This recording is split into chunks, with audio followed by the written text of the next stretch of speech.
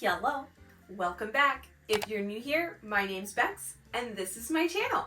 If you love antiquing, thrifting, flea markets, vintage hauls, and home decorating, you're at the right place. So hit subscribe, and let's get into today's video. So the first thing I have to mention to everybody is that all of this is not just one haul, and it's not just the past couple of months. This haul has been about a year in the making, so let's get into it. What should we start with first? Let's start with all of my Christmas bulb collections. Most early incandescent Christmas light sets featured painted bulbs that provide a soft glow. However, some were also transparent. Very hard to find, but valuable. Christmas lights can hold a lot of value, especially if they have their original box, or if they are special and unique like bubble lights that can make them worth more. As you can see, I have some original boxes. I don't plan on turning any of these lights on. I do, however, want to put them on display. So while shopping for vintage Christmas lights, one of the things that I would always look out for were 1, unique colors, 2, unique sizes, 3, the boxes, and 4, the type of bulb. I learned that some of the very vintage or more expensive bulbs are the ones that almost look like they had flames on them. To follow along with the Christmas lights, I also found these candelabras throughout the year. For these, I found them in New England. I actually found a pack of 4 of them. I will be selling the rest in my booth. This one, I actually got it at Strasburg Emporium, and I know that this booth still has others in their booth, and they were a great price. Let's talk ornaments. So a majority of the ornaments that I have picked were also along the same concept of the light bulbs. I was looking after boxes, color, type of ornament, whether that be shape or size, and specific brand, Shiny Bright. You'll also notice that I have Woolworths boxes and ornaments. Woolworth? Woolworths. Woolworth. Don't hurt yourself, Bex.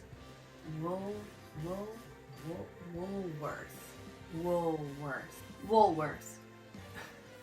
In the process of finding the perfect Shiny Bright boxes and all of those things, I actually made some of my own. There are a couple places on Etsy where you can purchase the images of the boxes and then you can print them out and make them your own. I'm excited to add them to the stacks of the true vintage boxes just to give it some more flair and depth.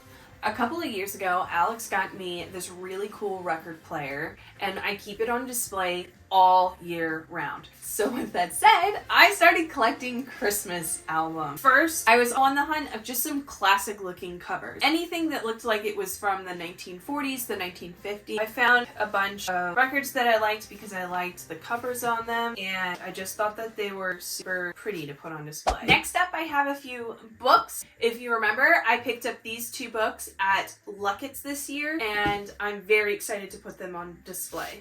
I've also been collecting all year long Christmas cards. I found this 1943 war newspaper and it had to do with Christmas, so I'm really excited to put this on display this year. I am always collecting musical things, whether it be instruments or it be vintage music books. So I'm very excited to put these on display. Let's talk vintage statues and dolls. Up first is this really pretty Santa music box. Thought he was super duper sweet. This nutcracker, which is very light, so I'm assuming he was handmade. I believe he's paper mache, handmade, hand painted.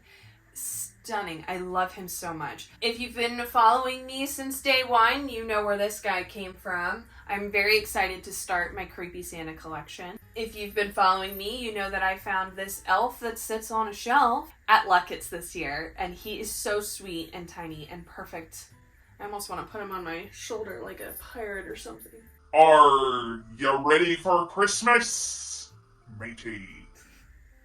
This guy, I particularly got him because he's red and green, and I thought he was so cute. I got this really cool little puppet guy. It's probably not too antique-y, but it definitely gives me German vibes, and I love that, so I'm here for him and excited to add him to my collection. This is a Christmas tree that's supposed to look like the old ceramic Christmas trees that everybody loves. I do love those ceramic Christmas trees, don't get me wrong. They also cost you your firstborn and your left kidney. Still lights up and he plays music. So take that, ceramic Christmas trees. Let's talk signs.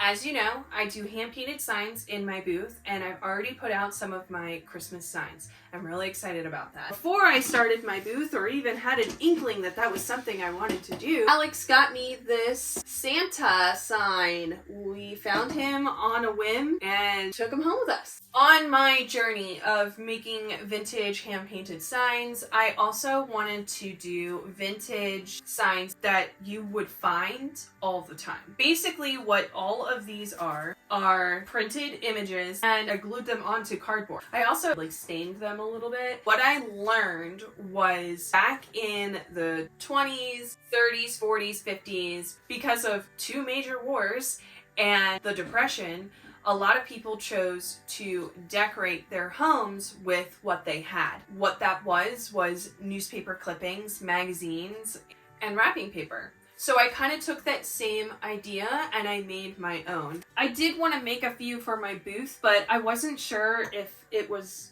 gonna be of value for other people. I don't know. I guess let me know down in the comments below if you would purchase something handmade like that in a booth, or knowing the knowledge of the history behind that type of decor. Let's talk vintage Santas. Ho, ho, ho. These are vintage Santas that I have found from events like Luckett's and local markets here. I also found this 8-piece set of Santa bells with different ways of saying Merry Christmas on them. They were so cute. Cannot wait to put them on display on my shelf in my living room. Okay, let's talk tins and thermoses. They are just a collection from different places that I've been to throughout the year. New England, New Jersey, West Virginia, and South Carolina.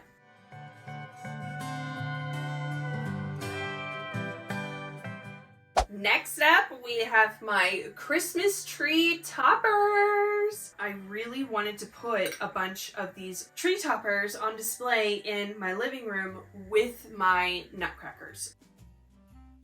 Here are some honorable mentions. Schaefer's Chocolate Peppermint Wafers, Royal Light Starlight Illuminated Tree Topper, and these fireproof Christmas tree icicles still in the box.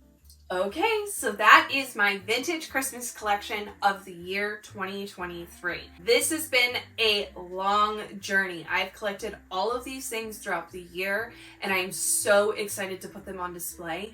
If you love this giant vintage haul, please like and comment down below which of your favorite Christmas vintage items is yours. If you're excited to see how I display and decorate my home with these vintage Christmas items, please subscribe and share this with your friends. Let them know that there is somebody out there in the world that also shares the same love vintage Christmas items as you do.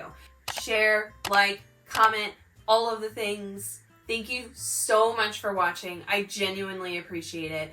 And I genuinely appreciate any interaction that you make on YouTube or any of my social media. I will do my best to link all of the places that I've purchased this stuff down in the comments below, so maybe you can go and discover things of your own at their locations. That's it for me. Thank you so much for watching. Okay, thanks. Bye.